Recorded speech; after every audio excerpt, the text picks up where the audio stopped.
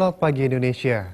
Anda menyaksikan seputar Bali terkini pukul 9 WITA bersama saya Agus Jagatraya. Meski teknologi dan informasi sudah berkembang pesat, ternyata pemanfaatannya untuk mempermudah sektor kehidupan belumlah maksimal. Pemanfaatan teknologi informasi masih dominan ke hal-hal negatif, sehingga perlu diarahkan untuk pemanfaatan yang lebih positif.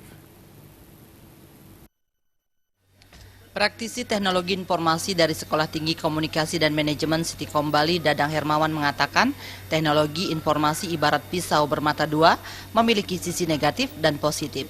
Jika dimanfaatkan dengan baik, ICT akan membantu mempermudahkan semua sektor kehidupan seperti dalam pemesanan tiket secara online. Namun jika dimanfaatkan secara negatif, akan merugikan banyak pihak, misalnya untuk menipu. Selama ini pengusaha ICT di wilayah Indonesia masih kalah jauh dengan negara lain. ICT lebih banyak dimanfaatkan untuk kepentingan negatif dibandingkan hal positif seperti melakukan penipuan, penyalahgunaan wewenang, hingga human trafficking.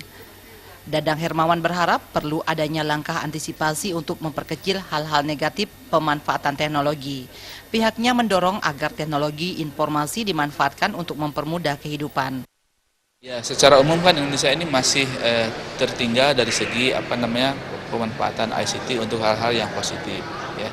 Jadi hal-hal yang negatifnya di negara kita cukup menonjol, ya, penipuan-penipuan, kemudian penyalahgunaan wewenang, kemudian juga masalah trafficking, human trafficking itu. Ya, jadi itu yang perlu kita antisipasi karena orang Indonesia ini sangat kreatif, tapi juga baik positif maupun negatifnya. Ini yang perlu kita hindari dan itu yang terus kita gelorakan dari waktu ke waktu supaya memperkecil hal-hal negatif yang ditimbulkan dari pemanfaatan teknologi informasi ini.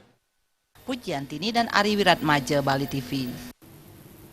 Pemirsa, demikian seputar Bali terkini kali ini. Nantikan informasi menarik kami lainnya dalam seputar Bali terkini 1 jam mendatang. Salam Indonesia.